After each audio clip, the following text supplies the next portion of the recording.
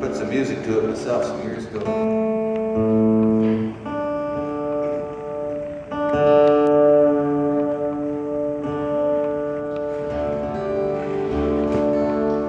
It was 1940-something.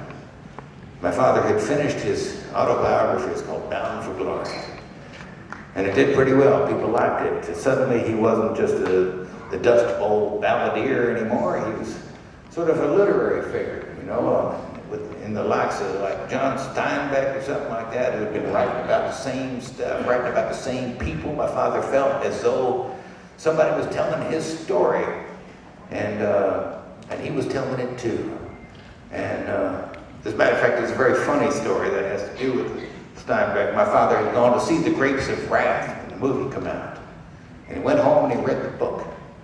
Within a very short amount of time, a few days, whatever, he had distilled the book into 12 verses of a song that he called the Ballad of Tom Joad.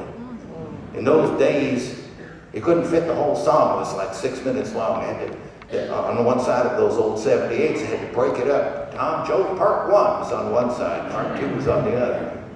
Eventually, the record comes out. Within a short span of time, he gets a letter from John Steinbeck, a personal letter. The letter read, "You little bastard. How could you say in 12 verses what it took me an entire novel to write?" We kept that letter. And eventually we made up with the Steinbecks. Just had to marry off one daughter to them. It wasn't so bad. But it was kind of, you know, my dad was good at that. He was able to distill the stories and the stuff into little songs. And so he doing pretty good in the 40s, early 50s, fine. But somewhere in that very sort of middle, early 50s, things were going bad. He didn't know what was wrong. He didn't feel good. And so he quit drinking. That didn't help. So he went back to drinking. Checked himself eventually into a hospital to see if there was something actually wrong. It was here in New Jersey. And he was there for 3 months getting evaluated, to see if there was something physically wrong with him. After the 3-month evaluation, the head doctor calls my mother on the phone. Says, "Mrs. Guthrie, your husband is seriously ill. He's got delusions of grandeur. He believes he's a famous folk singer. He believes he's written books people are reading, made recordings people are listening to." My mom's on the other end going, "My God, the doctors are nuts." So she goes to break him out, but he's made friends now and doesn't want to leave. Although it must have been tough to be in a whole hospital filled with thousands of people. Nobody believes anything about anybody. Although he did tell me that toward the end of the first 3 months, a new patient comes on the ward one day, walks right up to him and says, "I know who you are. You're Woody Guthrie." My father said, "You know who I am?" The man said, "I loved your book, Bound for Glory." My father said, "You read my book?" The man said, "No, I ate your book." Sometimes you can't get a break in this freaking world. At any rate, there was stuff seriously wrong with him, and he stayed in the hospital system for many, many years until he passed away. But every week we'd break him out. We'd get the fiddles and the banjos and the mandolins and the guitars and friends and food and neighbors and just sit around and play music all day. And he kept writing songs the whole time he was in there. He wrote songs, he wrote books, he even wrote a play. And there's so much of it that my sister has been, you know, every year getting more and more stuff out. The new records come out, the new books come out, and one of these days that play is going to come out, which I'm looking forward to. That's going to be pretty hilarious. It's about his time there. This is one of the last little songs he wrote. Just a little 2-verse song. And I'm going to sing it. It's so short, I'm going to sing it again. The very same 2 verses. And the next time through, second time through, I'm going to give you the words. Maybe you can help me out singing it. I have not asked all night. You know what I'm saying? I'm not going, "Let's hear those altos." I'm not doing that. So, it's fair. I'll give you the words. It'll be fairly simple. And And if you don't feel like singing, I understand. You know, it's not like 40 years ago we'd be singing along with everything. It's a little too kumbaya for people these days. So if you're nervous about that kind of something, you know, singing in front of people next to you, whatever, just mumble your way through. Trust me, I know people make a living doing it. It's perfectly fine. So when people are singing and mumbling together, something happens.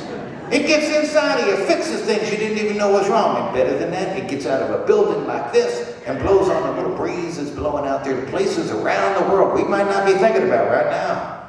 And there might be friends of ours halfway around the world hiding behind trees or rocks or walls. Other people have been shooting at them for days. And I can tell you that those guys can hear on the breeze over there the voices of people singing and mumbling together over here. And the sounds of kids playing. And the sound of the world the way it's supposed to be. And that depends on people like us from time to time, just to keep it in mind. That's what all that kumbaya stuff's about. So here's a little song. We'll see what you do with it. It goes something like this. My peace is all I've got that I can give to you.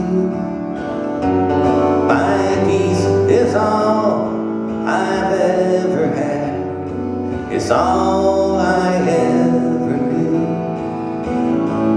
I give my peace to green and black, to red and white and blue. My peace is all I've got that I can give to you. My peace is all I've got. It's all I've ever known. My peace is worth 1,000 times more than anything I own. I pass my peace around and around, cross hands of every hue. My peace is all I've got that I can give to you. It's easy. My peace is all I've got. My peace is all that I can give to you, that I can give. My peace is all I've ever had. My peace is all I've ever, it's all I ever knew.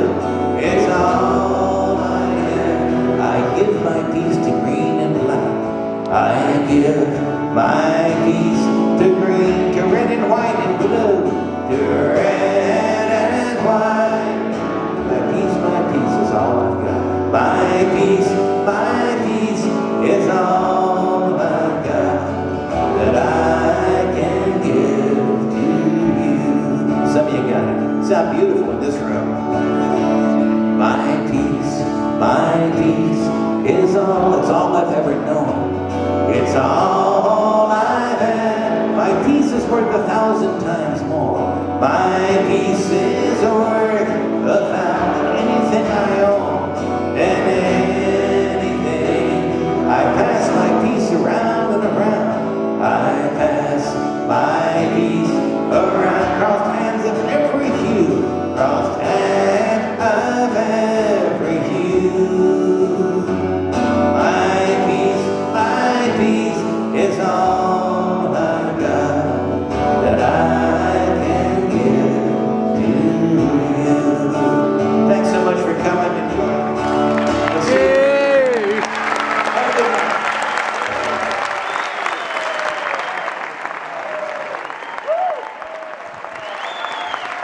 We'll see you again. Take it easy.